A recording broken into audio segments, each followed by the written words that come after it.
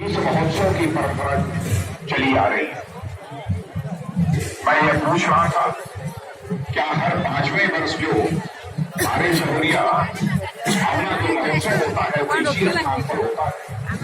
तो मुझे यह बताया गया कि हर 5 वर्ष पर बराबर इसी स्थान पर बारे सहोरिया यह भावना महोत्सव होता है।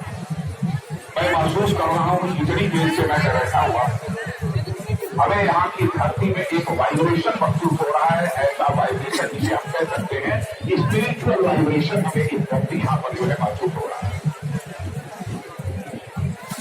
और मैं मानता हूँ कि जिंदगी की मुसीबतों से लड़ने की ताकत यदि कहीं से प्राप्त होती है तो ऐसी ही धरती से प्राप्त होती है।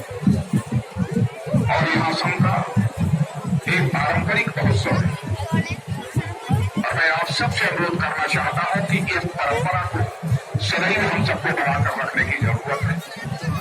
और आज यदि मैं आप सबके बीच यहाँ पर मैं आया हूँ तो स्वाभाविक रूप से इसी क्षेत्र की धरती पर बराबर लंबे समय तक रहने वाले भूपेन हजारिका जी की मुझे याद आती है। और मैं मानता हूँ कि भूपेन हजारिका जी असम के ही नहीं बल्कि भारत के एक अनमोल रत्न है।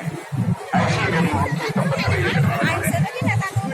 और मैं 3 ऐसी आइकन्स बड़ी मूर्तियों का भी यहाँ पर मैं पूजन करना चाहूंगा। एक और